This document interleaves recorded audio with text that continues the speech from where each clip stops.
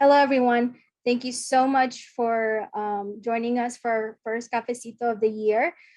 For this Cafecito, we invited Jesabel Rivera, who's the co-founder and executive director of the Voluntariado de Ingenieros y Profesionales de Puerto Rico. And for today's event, I will give my first presentation related to the funding in as a result of the earthquakes from FEMA. And then Jesabel is going to give us a sort of a firsthand look of the amazing work of what her and her organization has done immediately after the earthquake. So without further ado, I'll start, and then we'll have a Q&A and discussion at the end of the presentation. And if you have any questions, you could put that in the Q&A box. Okay, so let me share my screen.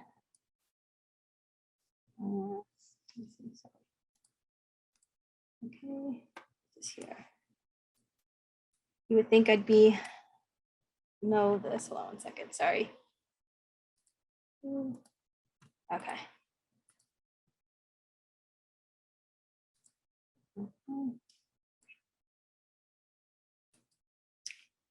Okay, so it's been 2 years since Puerto Rico Southwest region earthquakes had occurred. And as I said again, here's the outline of the presentation for today's Cafecito. I'll give the first presentation, followed by Jesabel, and then we'll have a discussion and Q&A. So disasters in Puerto Rico, each year natural disasters in Puerto Rico are becoming more threatening and more costly. In the past 4 years, 5 years, Puerto Rico's population has endured intense environmental hazard like Hurricanes Irma and Maria in 2017, multiple landslides, flooding throughout the coastal region, and also flooding events triggered by heavy rainfall and coastal erosion. And now with the earthquakes that is still being felt today that occurred between late December 2019 to January 2020. But unlike the Hurricanes Irma and Maria, we saw that earthquake events can be sudden, it could be frequent, and it could last for a long period of time. And with that being said, we're seeing that building structures are very vulnerable, especially in the Southwest region, also in other parts of Puerto Rico. Because of Hurricanes Irma and Maria, some of these housing or building structures were destroyed or damaged because of Hurricane Irma Maria. And now with the earthquakes, we see more of a vulnerability happening. And also we're seeing the continuing slow recovery efforts. This was the impact, the immediate impact right after the earthquakes. FEMA reported about 33,000 damaged homes across the 33 municipalities. And about 36,000 applied for FEMA assistance. However, these numbers had changed, but about 87,000 of the Puerto Rico's population were affected by the earthquakes. This is about 3% of the population overall. But more importantly, when we look at the demographics, the 65 years and older age group were amongst the most that were impacted by the earthquakes. And Jesabel will, I guess, with her presentation, will discuss a bit more about that with her firsthand account. And then more importantly, the school buildings were also damaged and impacted as well. And now with the return of students going back to school, there's a big question mark whether or not some of these school buildings are safe for classes to resume. They're still shaking. I mean, here we have sort of a bar chart of the count of earthquakes by month in Puerto Rico between January until now. But again, some of these are not felt by the population or communities. But I guess the key thing here, still shaking. In some of the houses that were impacted back in the January 2020 might have been deemed as somewhat safe to return, but that could change, now because of the continuing effects of the earthquakes. In terms of FEMA recovery funds, about 946 million were allocated in terms of recovery funds, but only 588 million has been dispersed. This is about 62%. Of that, 44% went towards public assistance, 17% went towards individual assistance, 30% administration, community disasters loan was about 8%, operations 1%. Mitigation, there wasn't any that went towards that. I know there's a lot of numbers here, but please don't get overwhelmed here. But I just wanted to show you here about, again, 946 million was allocated, but again, 588 was dispersed, is about 62%. But within the public assistance right here, 523 was obligated, but again, only 47% was dispersed, or 246 million. Of the individual assistance, we see here the different type of programs that the monies went towards. Crisis counseling program, disaster case management. Here we see administration operations. And then we have here the non-FEMA funding, which is basically the small business administration right here. But I wanted to look into the public assistance and sort of, have a closer look into this. So what FEMA's public assistance is basically is a program that provides supplemental grants to state, tribal, territorial, and local governments and certain types of private nonprofits so that communities can quickly respond and recover from major disasters or emergencies. So these are the type of eligible works that you see here on the left-hand side. So, they have based on category, debris removal, emergency protective measures. Then we have roads and bridges. So these are the monies that should be used towards the building structures or eligible types of work. On the right-hand side of the screen, I thought this was interesting when I was reviewing this with Jesabel, but the earthquakes was the second largest in terms of funding given towards Puerto Rico, and that's about 524 million. But the key thing here is we have Hurricane Maria that happened in 2017, and money has still not been, Puerto Rico still waiting on the monies from Hurricane Maria, but it's just like back-to-back disasters here, right? And that's something to take into account when we discuss a bit further about the earthquakes, because even though a lot of the homes that were damaged during Hurricane Maria within the Southwest region and other parts of Puerto Rico, some of those houses also endured sort of structural impacts during the earthquakes. So, and now with the COVID right here for 2020, we see again, some of these monies is not being seen or distributed in Puerto Rico. So that's just something to take into account. Now, when I look in, so keep this in mind, 524 million. Now let's see, where did it go? And so we broke it down by county. And as we see here, this is the percentage of the monies that have been dispersed. So this is the obligated, the number of projects. And Guayanilla, Juana Díaz, Las Marías, Pinuelas, Sabana Grande, San Juan, Trujillo Alto still didn't see any monies coming in. So they're still waiting on that. And if you look at Ponce, Guanica, Yauco, only 9 to 10% of the monies has, they received that, and that's just still not enough. And you could still see, some of these homes are still damaged. Some of these building structures are, still there, as if, like it would look like back in 2020 in January. So again, what this shows you is, little to no aid has been yet distributed. And, think again with Hurricane Maria and Irma, the money still didn't, come in. So it's just something to think about. Time is of the essence. Here we sort of created a graph on the number of times the latest payment in terms of the monies coming in. And the last payment was done in December 22nd of last year. So basically last month. So money is still coming in, but at a very slow rate. So just to wrap it up, because I don't want to take too much time from Jesabel on presentation, recovery is very slow. I mean, there's, municipalities that were the hardest hit receive little to no aid in terms of the public assistance part of the FEMA funding. Money still coming in from Hurricane Maria. So, vulnerable structures, either homes or buildings that were damaged during Hurricane Irma, Maria, they also still suffered during the, earthquakes here.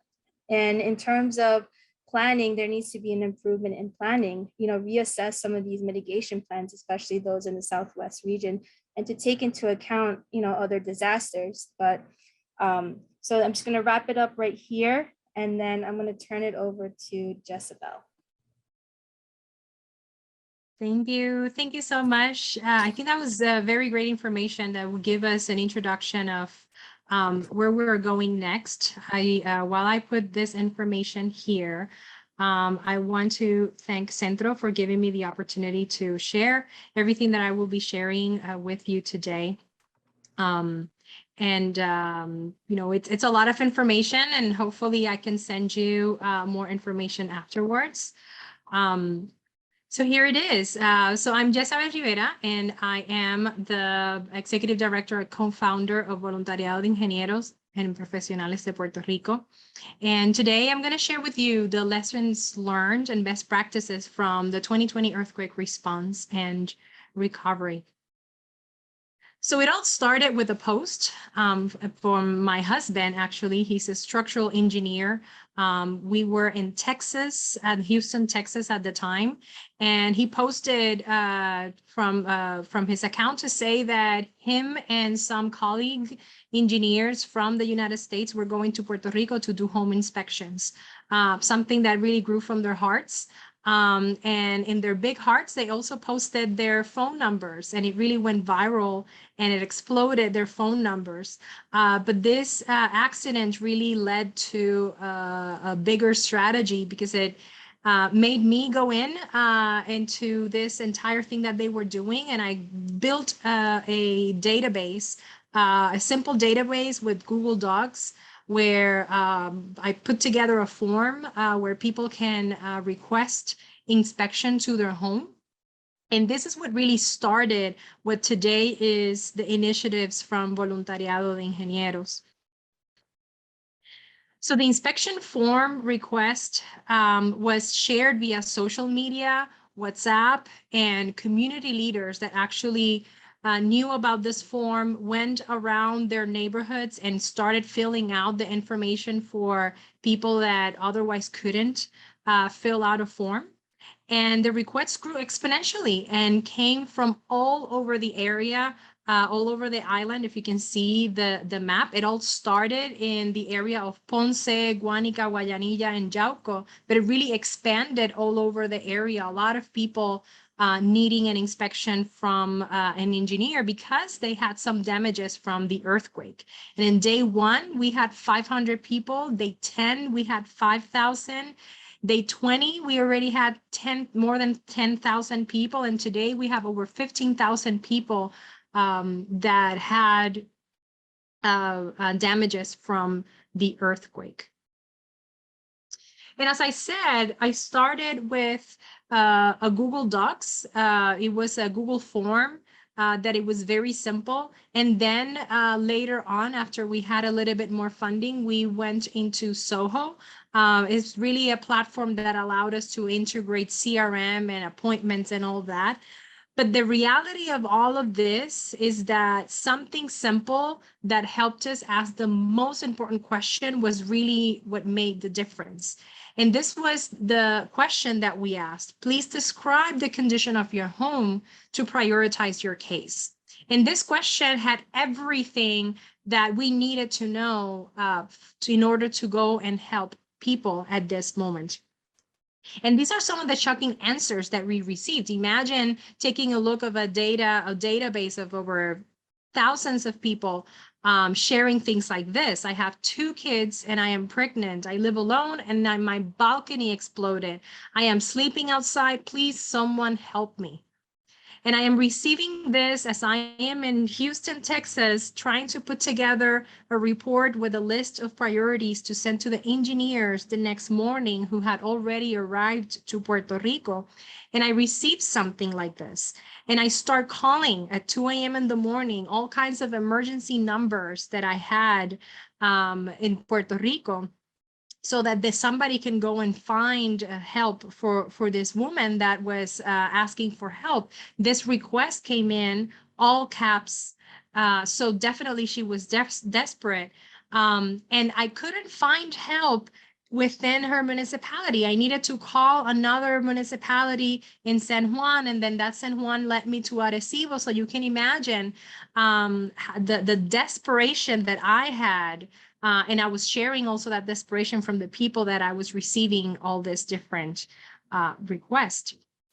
I live on a second floor. The columns have cracked and they sound like they are going to fall. And I want to make, I highlight this because these words that you see here that are bolded, these words, I requested or I asked with a formula to Excel sheet where all the information, all this information is going. Can you hear me well? Good. Yes, Um, yes.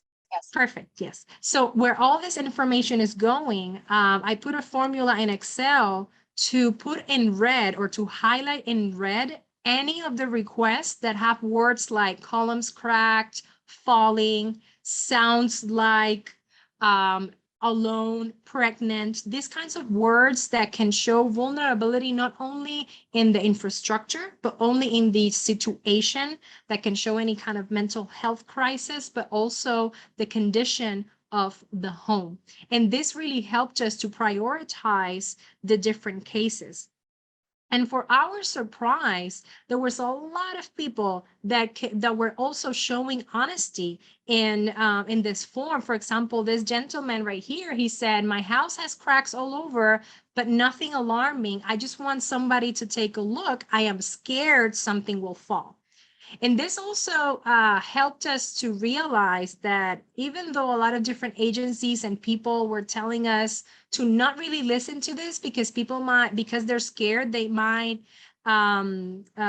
over describe or exaggerate their situation. But what we saw here is that that was not the case.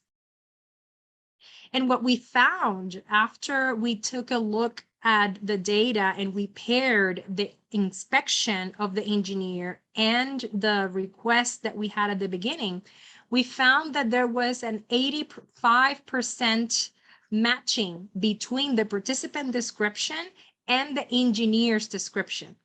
So this was a great finding here that really showed us our first lesson learned, which is that in disaster or earthquake response, we can and we must trust the people. We must trust the people because the self-report that we were receiving, it really guided engineers to where they were needed the most. We had a situation where the mayor of that municipality were guiding the engineers to other areas that they had in their list.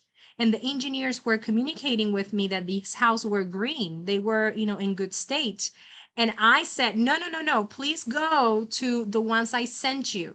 And when they indeed were needed there. There were people that needed to immediately get out of their homes because their homes were in a really bad state. So it really guided the engineers where they were needed the most.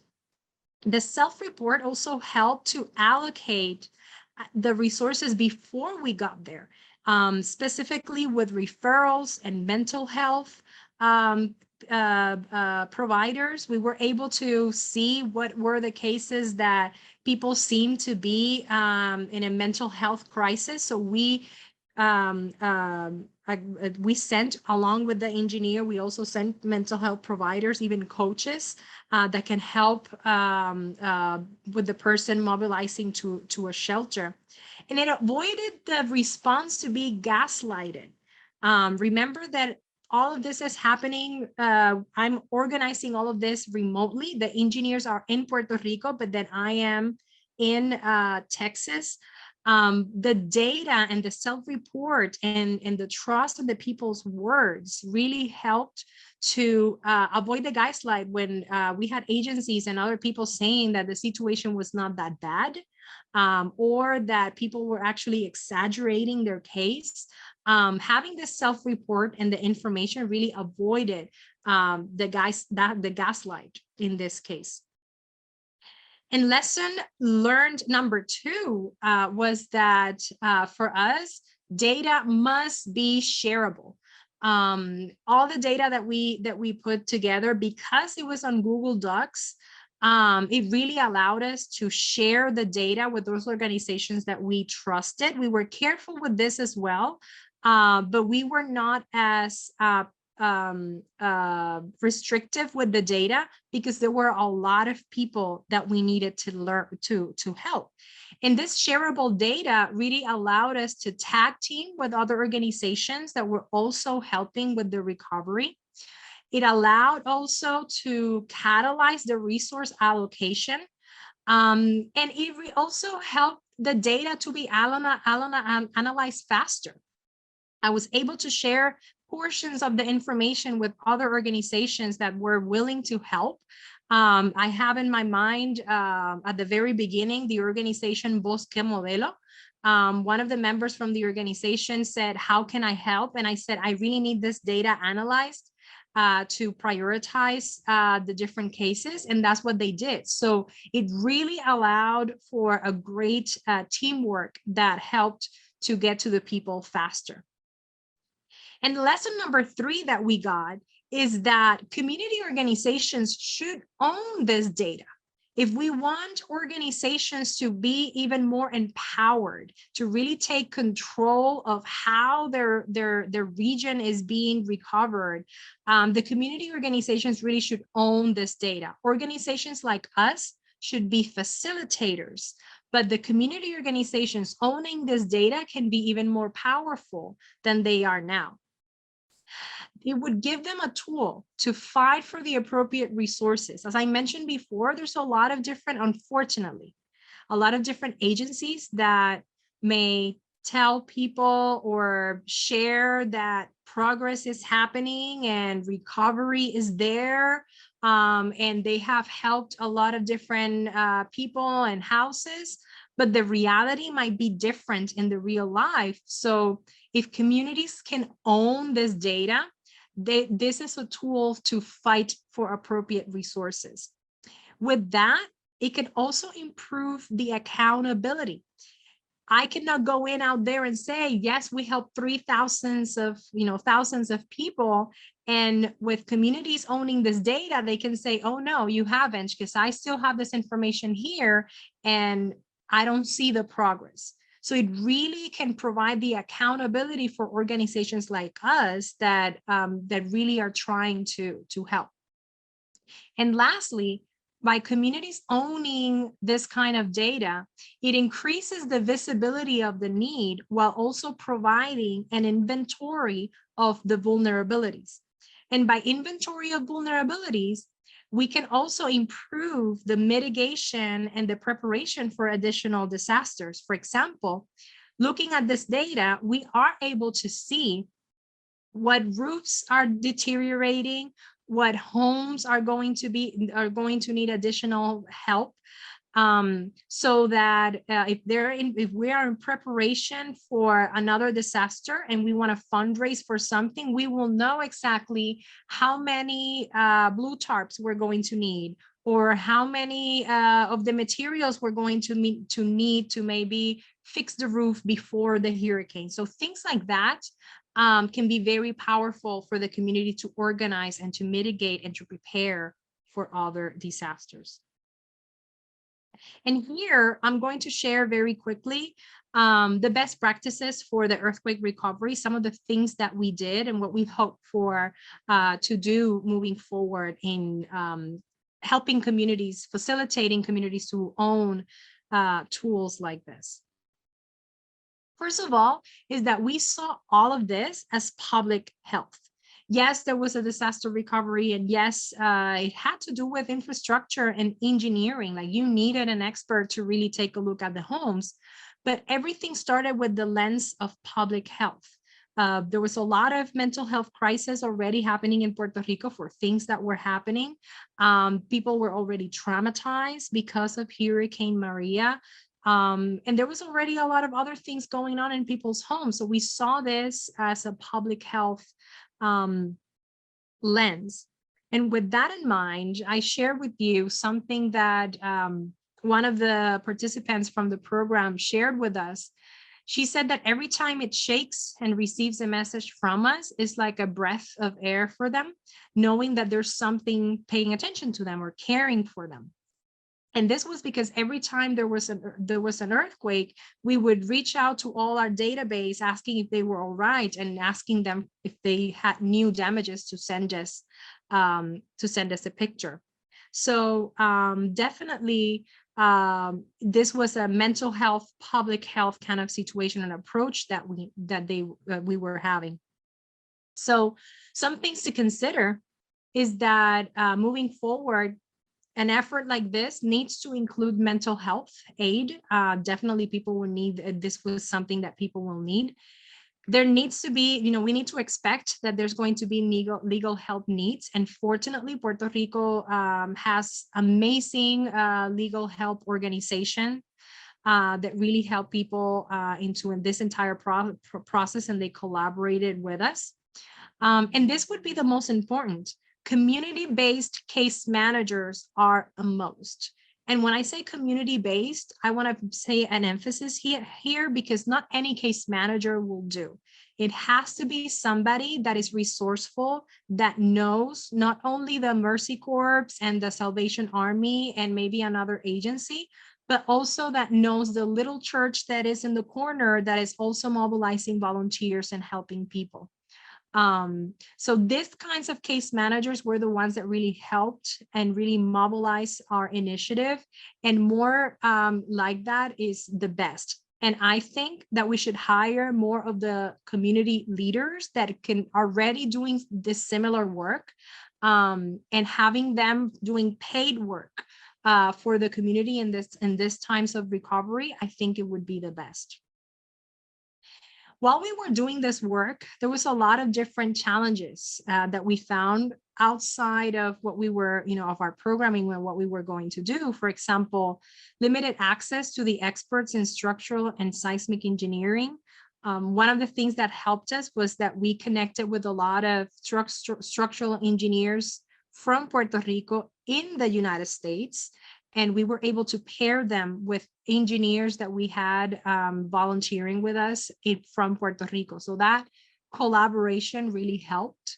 Another thing that I wanted to point out is that a lot of the cases that we received were being denied from FEMA.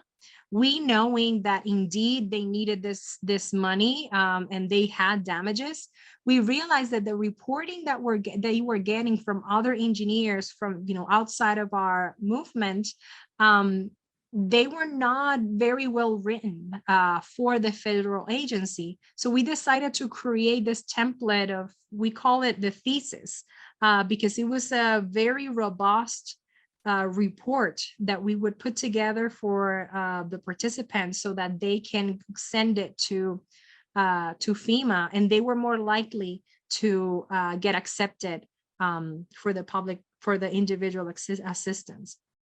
And finally, something I wanted to mention is that we had everything was happening while recurring earthquakes was happening at the time, and then COVID hit.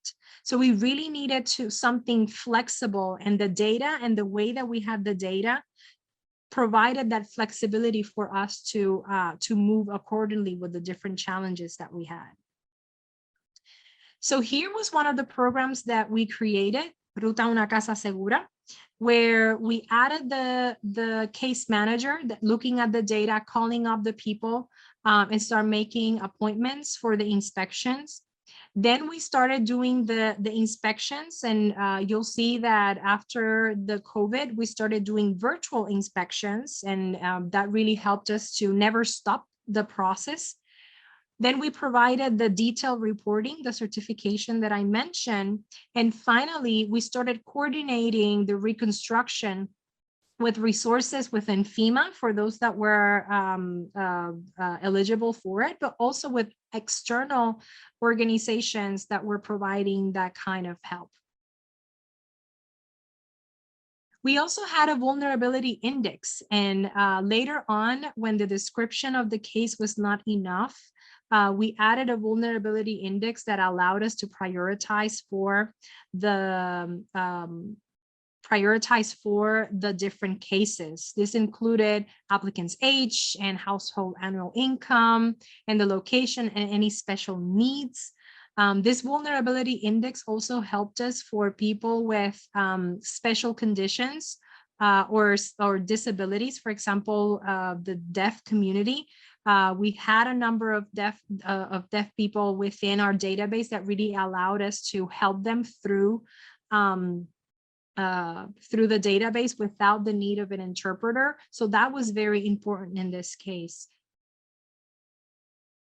And as I mentioned, we did inspections that were online or remote inspections. This was done via Zoom or via Google Meets, sometimes even via WhatsApp. We used whatever the person had in their, that they knew what to manage.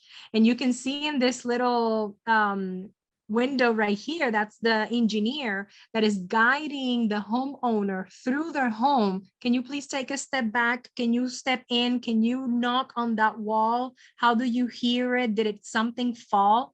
And they made the engineer and the homeowner really part of this inspection. They were a team in this case. And with that, they were able to, number one, calm people when things really looked bad, but from the engineering aspect, it was really not that bad.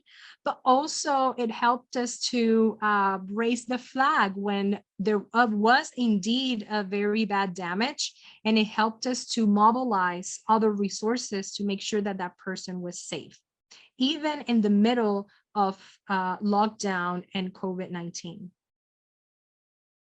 So this is just, numbers of how many people we were able to help.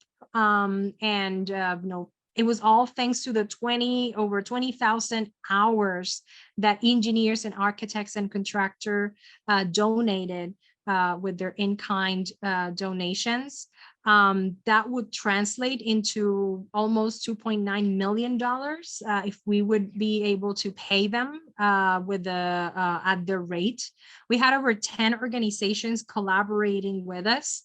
And something that we also saw, that even though it's small right here, but it's a very important point, is that 90%, 95% of the people that went through our process, our Ruta a una Casa Segura, were their claims were accepted by FEMA. So we were effective in the tools that we were providing people to help. And it was all thanks to this amazing group of people right here. We had over 100 volunteers, but as you know, the fluctuation of how many volunteers you have goes up and down. So these are the people that they were always there, always willing to give the extra mile for all the people that were in our database, and also the other different organizations as well. Lucero and Genesis were key to develop the entire program, because they were, as I said, community-based. They were from the community, they knew what was happening there. So that is something that is key.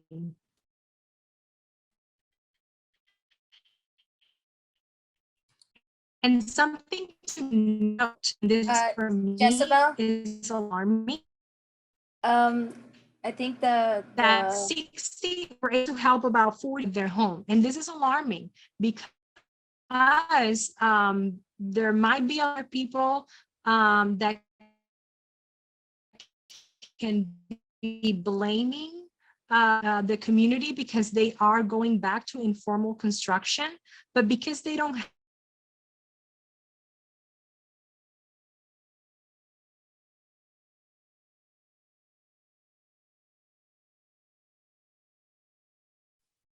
Hi, sorry about that. That's okay, Jesabel. I think Yeah. we left off with the slide with all of your colleagues. The audio was like kind of off and on.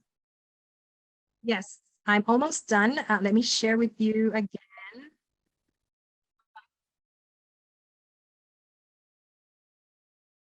Yes, here it is.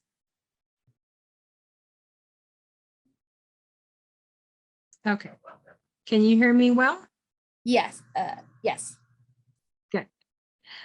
So yes, so as I was mentioning, 60% of our database has yet to do any repairs. And this is alarming because some people can blame the community because they're going back to informal construction. But because of the lack of money, lack of materials, lack of workforce, and sometimes even lack of knowledge of what programs are there that can help, people may feel helpless. So they would go back to what they know and try to fix their homes. So the fact that the recovery has been so slow is what makes people go back to informal construction. So how can we facilitate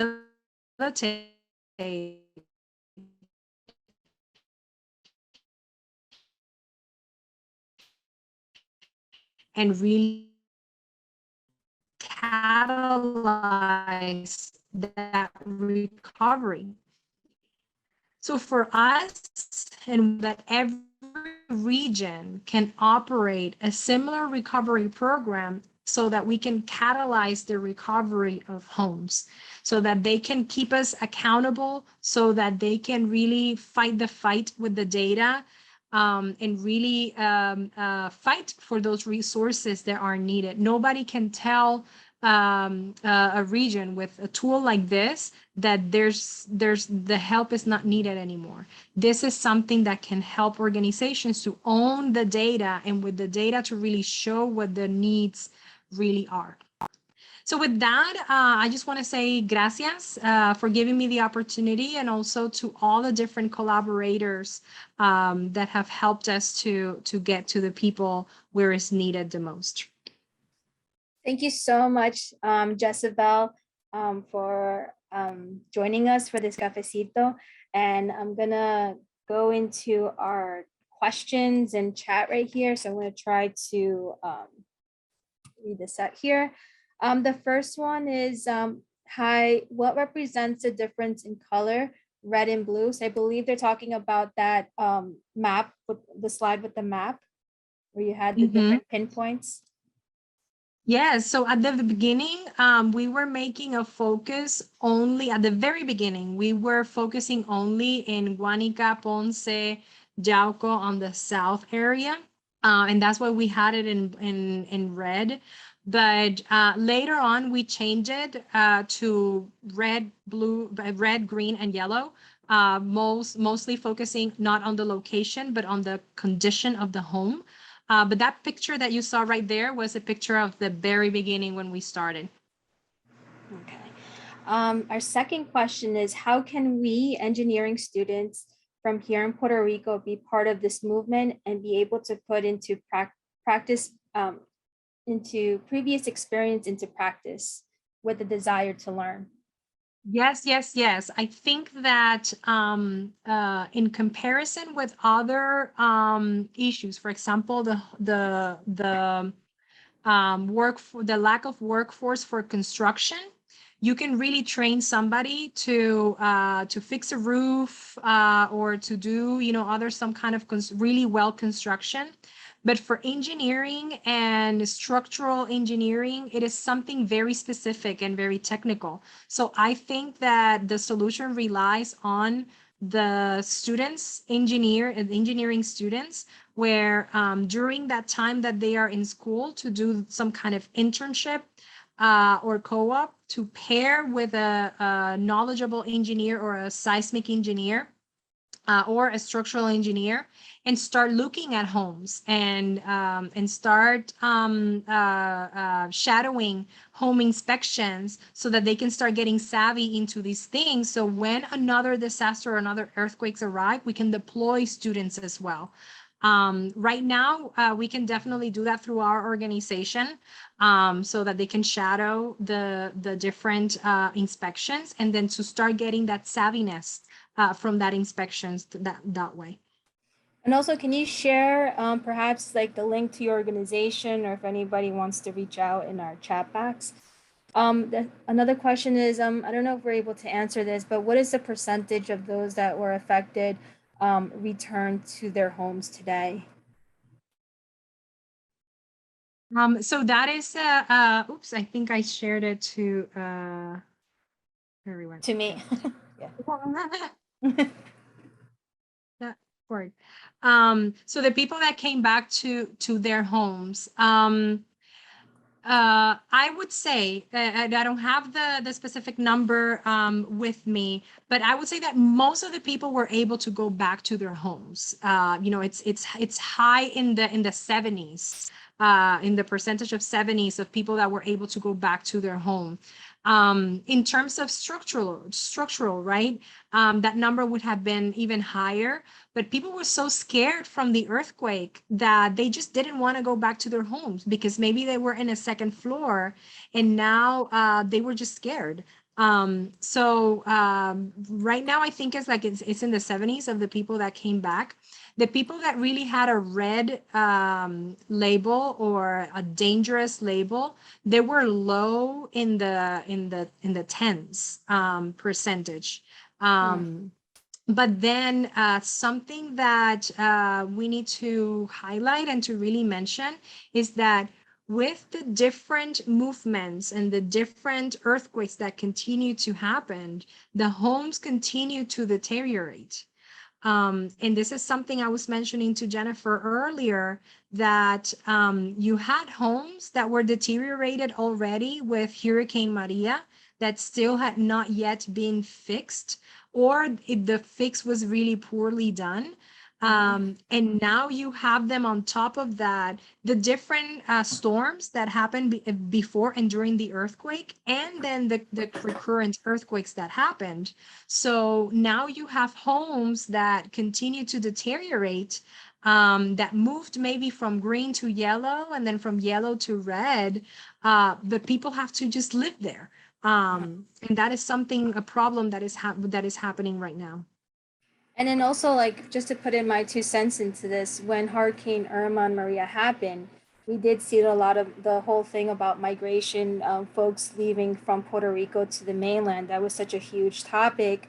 And Yeah. but what we did see with the Southwest earthquakes was that there was not much migration happening. Either people either relocated to friends and family in other parts of Puerto Rico, or they either stayed nearby their damaged home, or even some of them stayed in their homes because they had nowhere else to go after, Yeah. you know, relocating to the camps, and then they went back. So Yeah. I think that's very interesting when we compare both disasters. Oh, here's another question. How can the diaspora sign up to volunteer when we are in Puerto Rico? Have you thought about volunteer tourism? Yes. So with Voluntariado and the very specific work that we're doing, it's tricky because it has to do with a technical eye, an engineer to go and do a home inspection.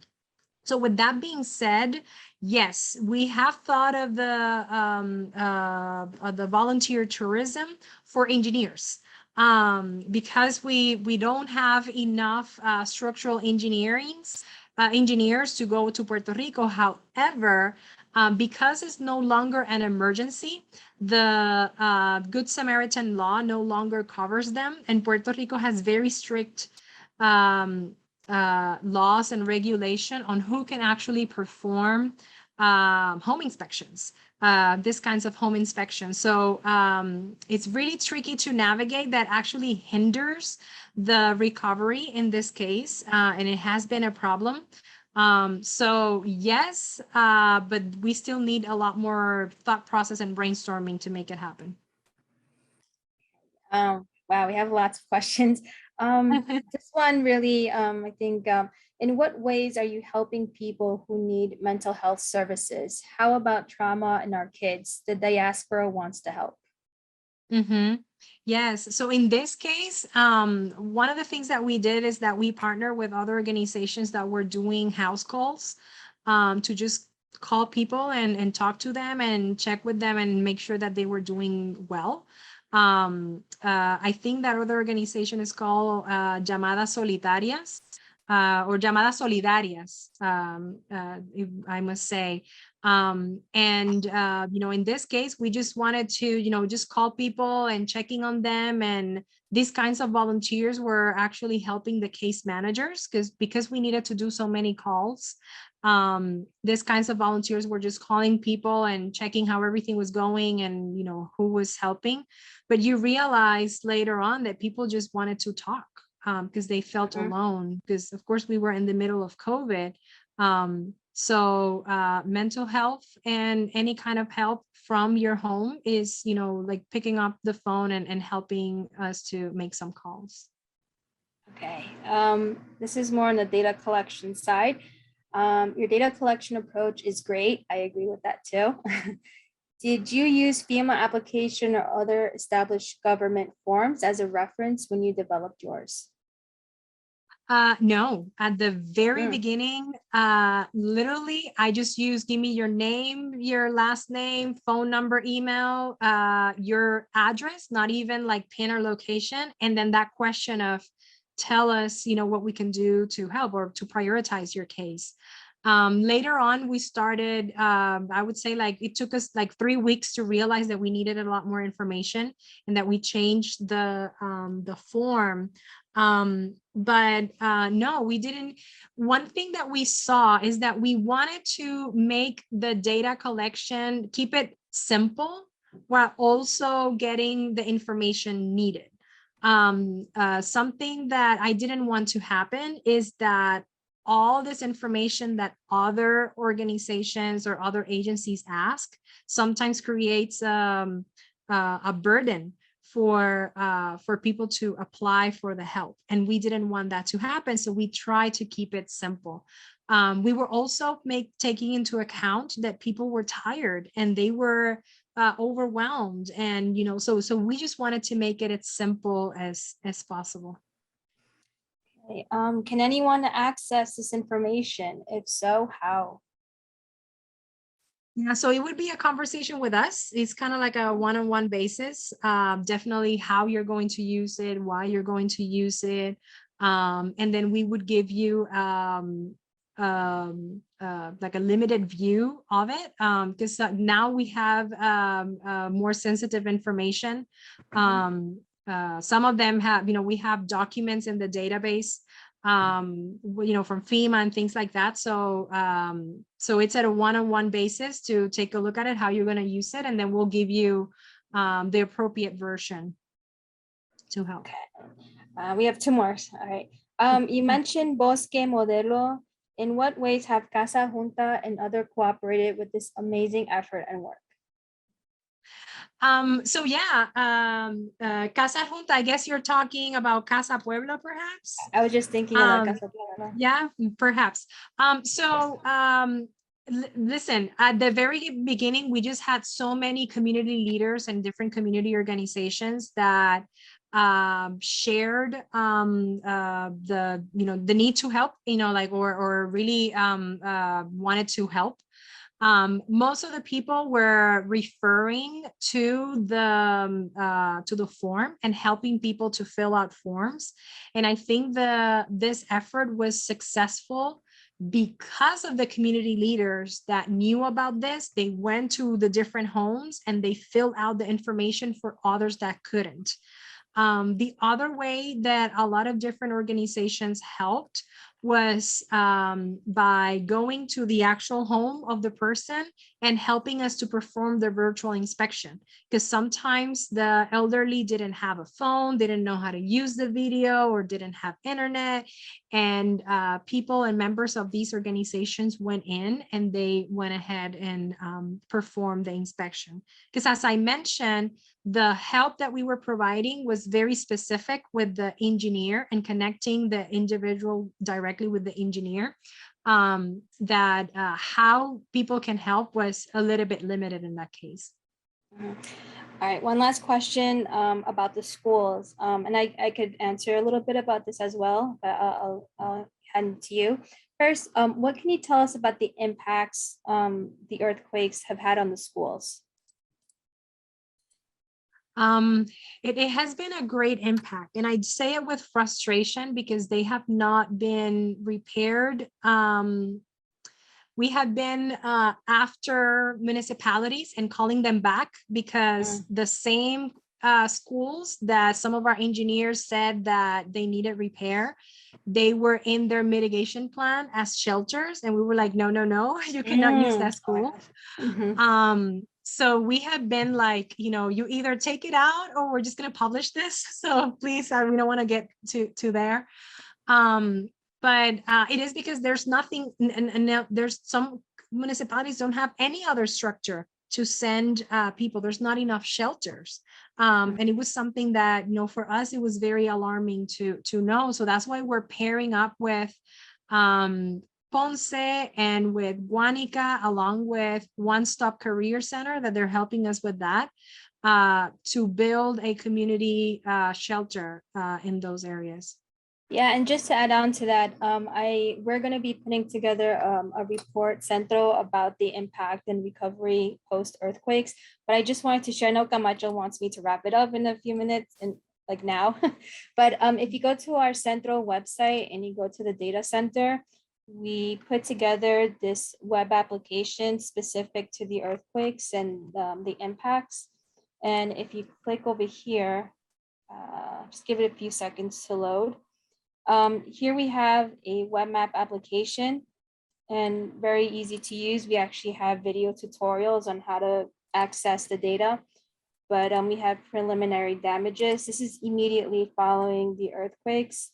But if you click on school inspections, here we have, at the time, like this was like a month later after the major earthquake that happened. Green represents open, yellow partially open and closed. And if you zoom in and if you select on the school, it gives you the name of the school, the address, where it's located. But more importantly, we have here the PDF report of the engineers sort of inspection notes. So, you know, if we thought that was very interesting to collect, but more importantly, just to sort of look at the damages and from the school of schools. But yeah, we hope to publish this report soon. And I think we will wrap it up. Thank you so much, Jesabel, for your great presentation and just sort of like, you know, on the ground experience, and for your work, and especially your colleagues. So this is definitely, you know, was a great Cafecito event. And if anyone else has any other questions, please feel free to email me. I'll put my email in the chat box right here. And I will also add Jesabel's information and her of her organization. Thank you so much for joining us, and we'll see you for the next Cafecito. Bye. Thank you, Jesabel.